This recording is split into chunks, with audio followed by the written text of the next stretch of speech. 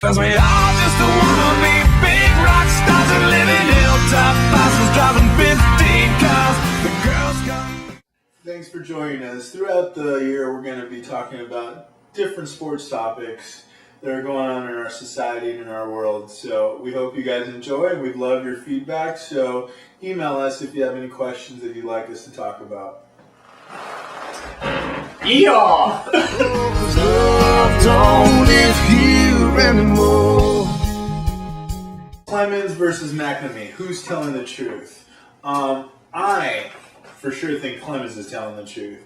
There's just too many lies. With Pettit saying he took steroids once, but it ended up he's taking it twice. McNamee looks like he killed somebody, and he's a former cop. I mean, you'd think he's telling the truth, but he's not. George, come on, buddy. We all know Clemens is guilty as sin. How did your wife take HGH and you don't even know about it? And your best friend is saying that he took it. Come on, George. You just need to look at the facts. Clemens has been a great pitcher, not since the first year he started. It didn't just start when he started, where supposedly he started taking HGH. He's been a great pitcher his whole career, and that's what we're forgetting here. Okay, I give you that example. But Clemens, why does he wait till like a week after the whole Mitchell report comes out to say, oh, I'm not guilty, I didn't do anything? He goes on 60 Minutes, it barely says anything, and then he goes to this hearing, and before the hearing, he's giving out autographed baseballs and signing jerseys to all the senators? That's a little suspicious if you ask me. Okay, suspicious is McNamee holding on to dirty needles that he's poked people in the ass with. But he's a cop. Cops hold on to evidence. Why didn't he give it to Mitchell in the first report?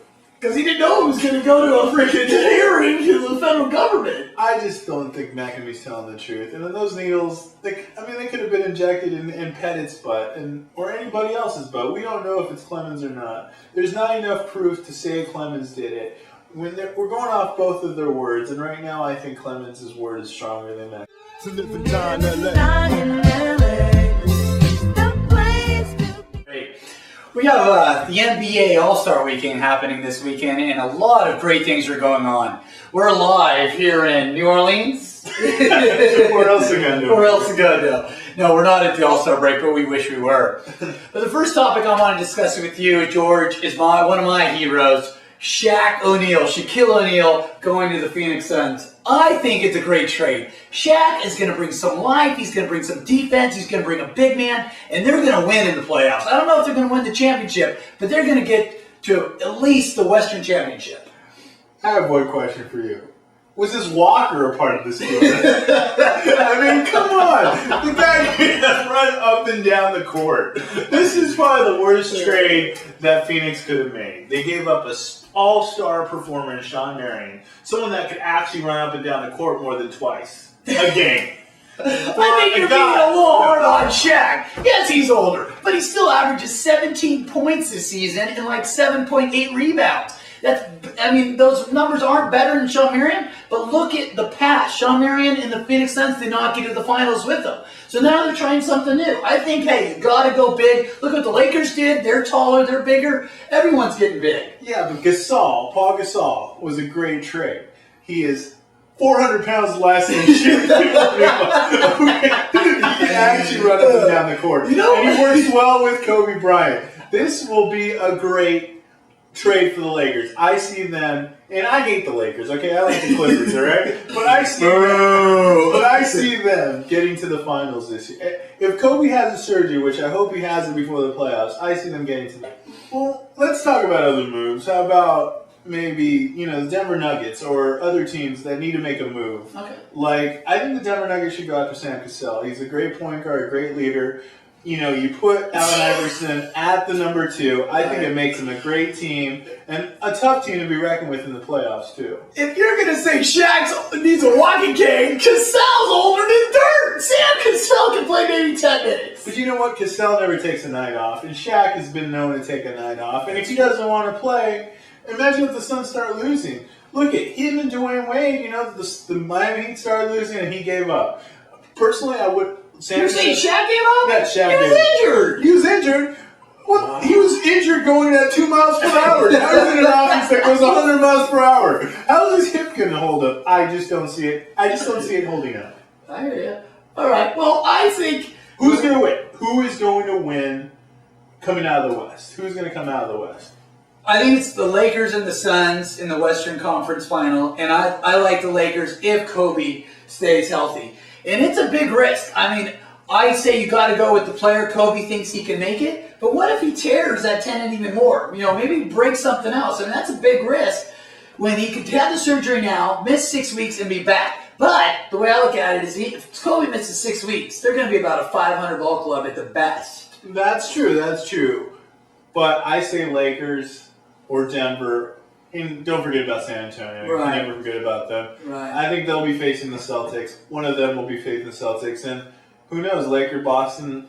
That'd be fun. Championship It'd would be like fun. the 80s. Exactly. So. What all my friends say. Yeah, yeah. A sports show. We hope you've been enjoying the last two topics we discussed. Now we're going to move on. Just last week, former St. Louis Rams, he played on the 2002 team, sued the New England Patriots, the owner, Belichick, and another person for $100 million for videotaping the walkthrough the day before the Super Bowl. Now, I think that is brilliant. The guy never played a down.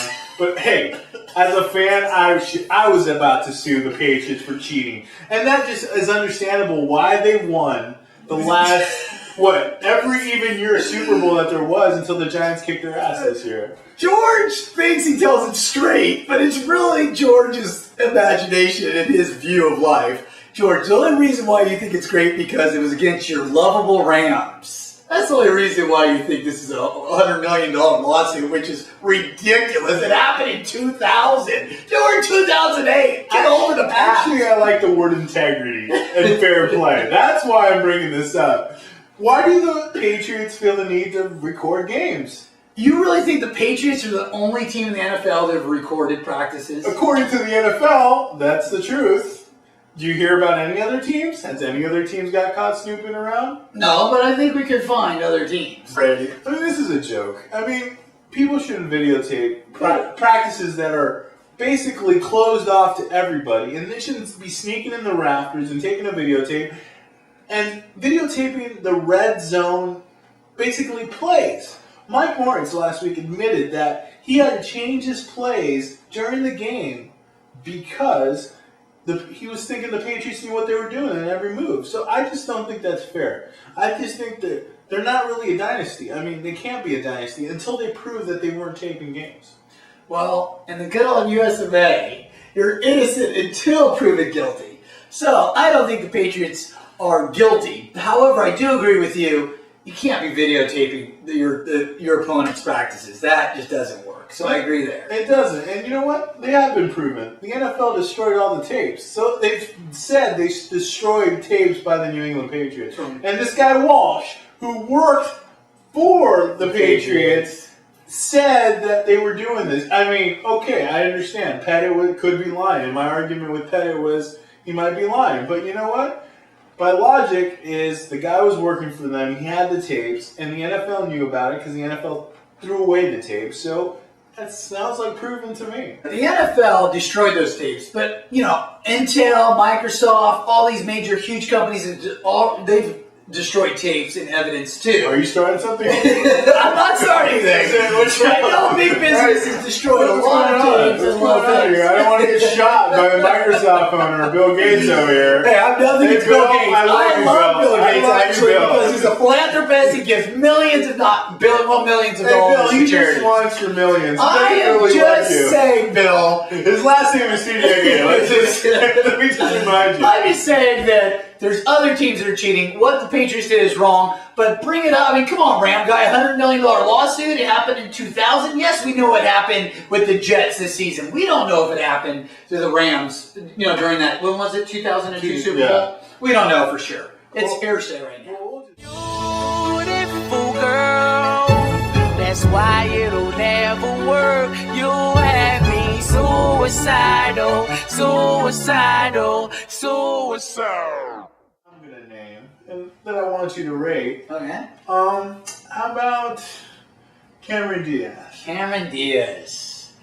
I'd say she's like a 7, maybe a 7.5. She's tall, she's thin, she has a nice body, but just not 10 material, but 7.5.